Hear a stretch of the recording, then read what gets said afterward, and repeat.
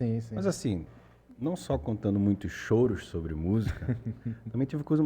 A música ela representa muito para minha vida, não só profissional, mas eu comecei como músico profissional desde os 16 anos. E com 18 já tive a oportunidade de conhecer vários países, como México, França, Espanha, Suíça, tudo através da Na música. música. Foi um período em que eu toquei um grupo folclórico e ele tinha essa abrangência de vários festivais importantes nessa região toda. Nós íamos para representar o Brasil com mais de 23 nações, cada uma apresentando o seu melhor estilo. E a gente levava o que a gente chamava de suíte amazônica, que era o nosso regional, carimbó, lundu, o shot bragantino, né? E também uma suíte brasileira, que entrava a frevo, maracatu, samba enredo também. Então eu toquei isso por 3 anos da minha vida. Mas Só parei... nessas viagens era tudo para brasileiro ou não? Não, não. Ainda tinha uma galera gringa que Iam, gostava. ia um grupo de média 32 pessoas, entre corpo de balé, entre músicos, entre diretoria, para fazer um festival. Tinha sempre um festival foco na Espanha, que era o Festival de Jaca, era o maior festival de folclore. Só que nós passávamos 2 meses viajando.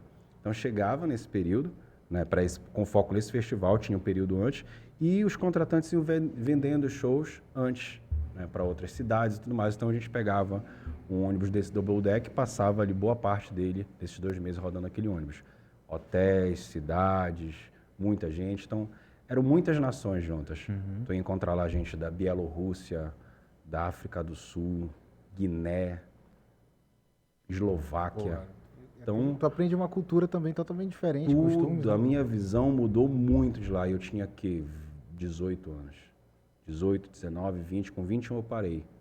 Por conta mesmo da faculdade, eu já estava acumulando muitas disciplinas, então já no último ano eu disse, não, eu preciso me formar. Então eu abri mão desse espaço, na época eu era baixista deste grupo, eu disse, agora eu vou me formar. Então o último ano já foi dedicado mesmo à minha formação, já entrei para o mercado de trabalho, que foi na área de vendas, mas trouxe muito da minha experiência musical, principalmente, experiência de vida, porque era muita cultura, meu amigo. Às vezes a gente ficava sentado em rodas, trocando ideias dentro do que o idioma permitia, né? Também o que a gente conseguia se comunicar, mas espanhol, eu falava que tinha uma escala, que era o espanhol, primeiro plano, e o francês e tentava por último o inglês, que não era muito forte.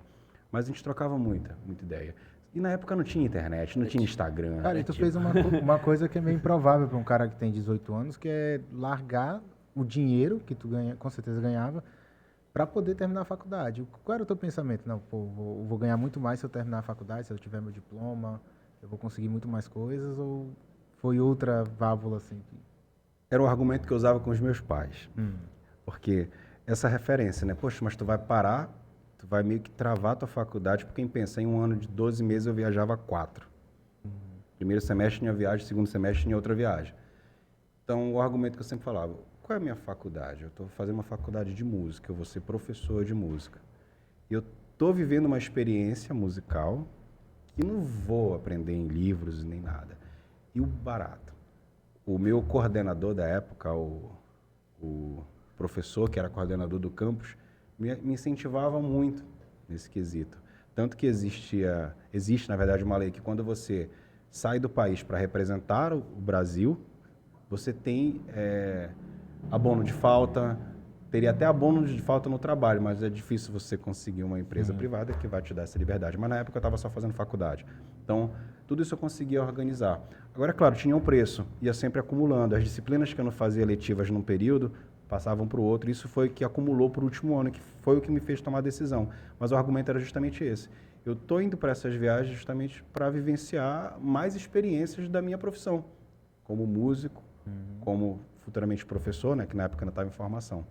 Então, foi uma decisão que eu ia tomando, às vezes era até meio pesada, porque cada vez que ia passando mais tempo, eu tinha que avaliar isso. Poxa, é tão bom estar viajando, conhecendo cultura, mas eu também preciso me formar, porque eu vou ficar nisso até quanto tempo? Porque o grupo continua ainda fazendo essas viagens, é um grupo de Coraci, o Balé Folclórico da Amazônia, o Bifan, com a direção do professor Eduardo, assim, pessoas maravilhosas que fazem um trabalho lindo referente à nossa cultura. né? São muitos anos que eles divulgam dessa forma. Então, esse teve um peso muito grande para mim, chegar na decisão, tomar uma decisão de parar de fazer as viagens, né, para poder dar seguimento na minha carreira profissional como professor, que eu tenho que terminar a faculdade.